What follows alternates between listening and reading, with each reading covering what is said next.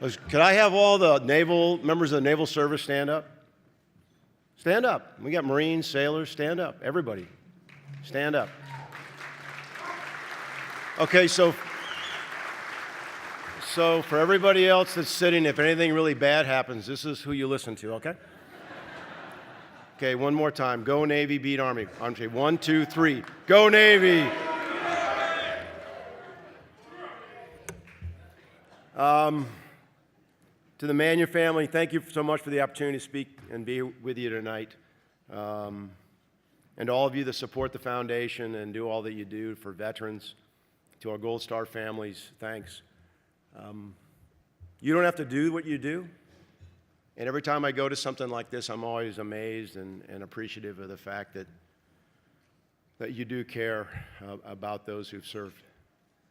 Because this isn't going to end tonight. It's going to go on. We're still at war.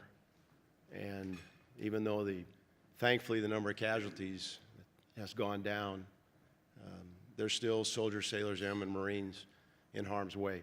Now, Admiral Mullen was supposed to be up here tonight, and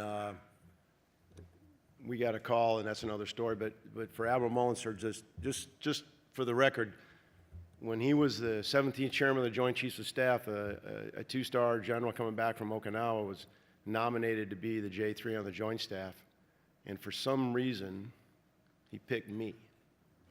And as soon as he did, he kind of started to groom and mentor me. I remember going to him, it was January of 2011 when I assumed the office in the J3. And I went to see him and I go, I'm not sure I'm going to meet anybody, or I don't know the people in OSD, all these civilians. He said, don't worry, something really crappy is going to happen and you're going to meet everybody. And he was right. On 11 March, there was an earthquake, a tsunami, and the Tomodachi and the Fukushima nuclear reactor melted down, and 7 days later, we were bombing Libya. And I met a lot of people.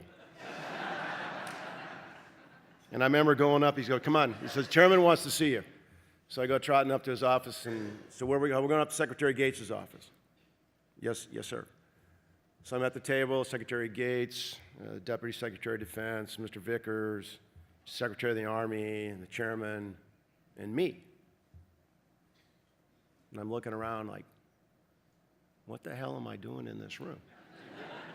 But thank you for that, sir. I appreciate it. So Thursday,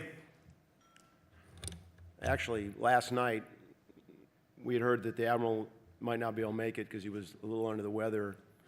And Karen Kelly, John Kelly's wife, and Kate's mom, and the second most feared woman in my life, called the most feared woman in my life my wife, and said, hey, can Bob come up to Philly and do the Manion thing?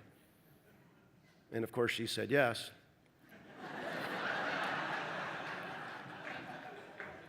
And so here we are.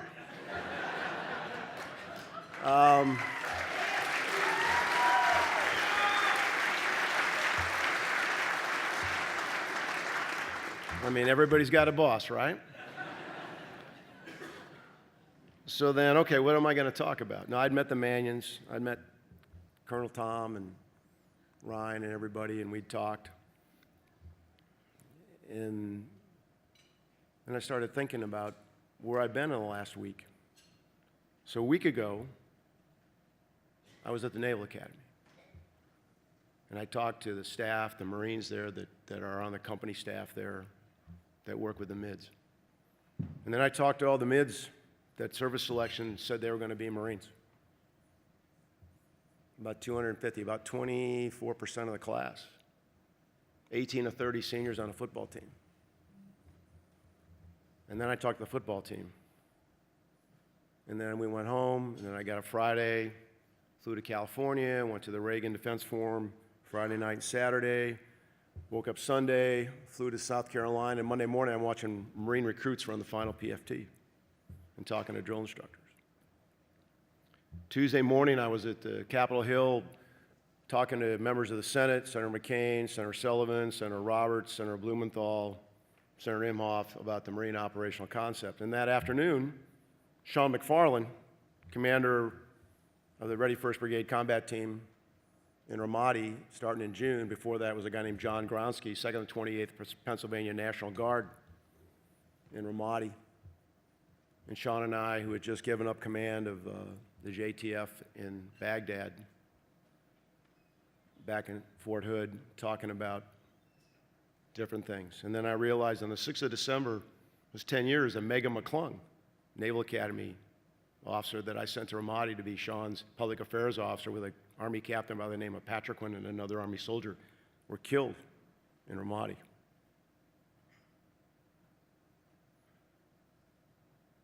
And then the next day,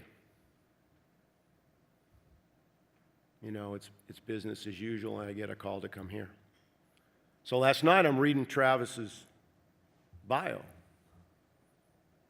And like Leif, you know, I got the full year scholarship to Anbar University. I got there in February. First Recon was there, and there's some other members of that distinguished organization. And Travis left in April. I got there middle of February, a little after my birthday. And as Leif said, I mean, Ramadi was bad. The rest of Anbar wasn't a whole lot better.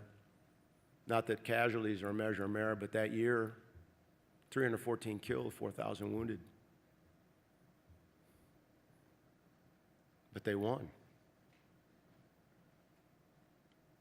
And talking to Sean, all those memories came back. The 6th of December, and then Ryan comes back on 26th December. It was cold. I remember Christmas Day, I drove around. I had a reporter from the Detroit Free Press, my home state. Traveled around, went and visited the Marines. It was crappy, it's cold, it's wet. You know, everybody's got Christmas decorations up. I remember I was complaining about Christmas, and this little Marine sergeant, she stood up and she goes, "General, you need to shut up. We're here for Christmas. And I know you miss your family, but you know, we're your family for this Christmas." And I looked at my shoes. I said, "Yes, ma'am." She was right. And we left in February. And I remember the brigade that Ryan was there. The Iraqi brigade commander he was a crook, and we fired him. But he had connections, and they were going to send him back, because we went out to the 2nd Brigade headquarters, which was just on the other side of Camp Fallujah. Travis's guys were in Fallujah. The soldiers hadn't been paid, and it was pretty bad. I remember we'd heard the guy was going to come back because he had some connections, and I called an Army general named Terry Wolf. I said, "I swear to God, you send that son of a bitch back here, I'll kill him." They didn't send him back. And we were winning. As Leif said, we were winning. Not because of great strategy, although I think we had a good strategy. Not because of the awakening, although that was part of it. But mostly because we had a bunch of tough SEALs, soldiers, and Marines that just would never quit. Just never quit. And I think the Iraqis saw that, and they just said, you know, these guys aren't leaving. They're just not going to quit. Maybe they're a better deal than these other guys.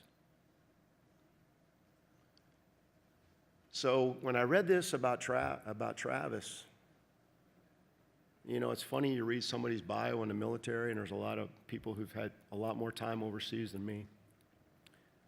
There's all these intersections and all these paths and all these things across.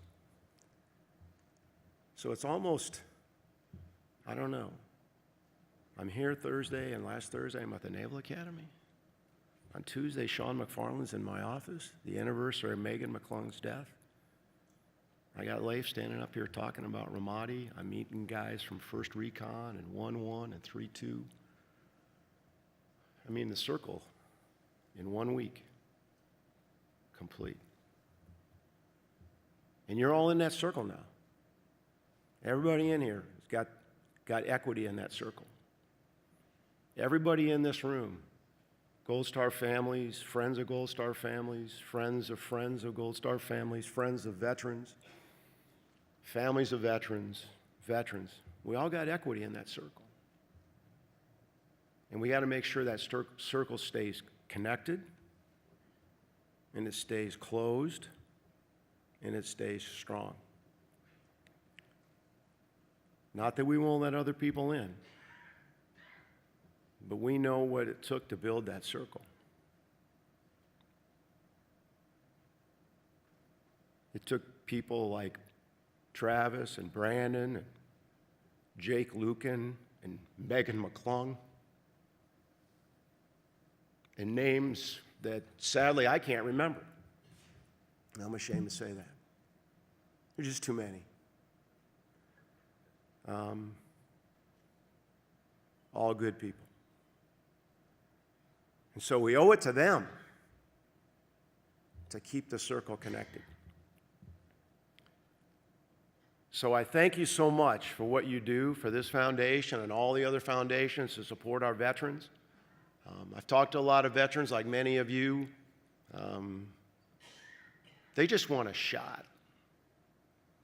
All of you out there who led soldiers, sailors, airmen, Marines, my charge to you is you're still their sergeant, their lieutenant, their platoon commander, their captain. I hold you accountable for checking in when taking care of them. And I know that many, many of you do that because we got to take care of them. Because even if one of them thinks that they're alone and they're out there and there's not somebody to back them up like there was before, like they expected on the battlefield, this is a different battlefield. We got to be there for them. So to the Manions, thank you for what you do to honor the memory of your son and your brother. To the Gold Star families, thank you for your courage and your perseverance under very unimaginably difficult conditions. And all I can say to you, for those of us that still have the honor and privilege to wear the cloth of the nation, we will never forget.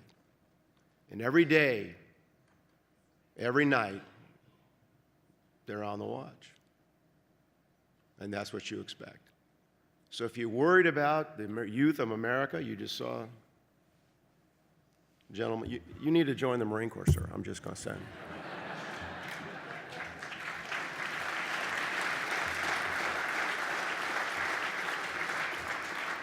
I'll talk to your mom later.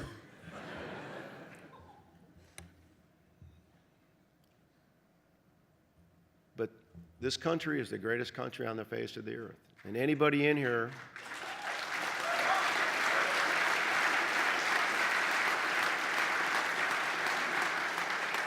yeah, we've got our issues and we got our problems, but anybody in here who's been to other parts of the world, even though people like to put their finger in your chest, at the end of the day, you go up to them and go, come on, where do you want to live? Say it. It's okay, I already know the answer. It's here. So again, thank you for the opportunity to be here with you tonight. Thank you for your support for this foundation. Thank you for your support of our military and our families and our veterans. Have a great holiday season and a successful and prosperous new year. Semper Fidelis.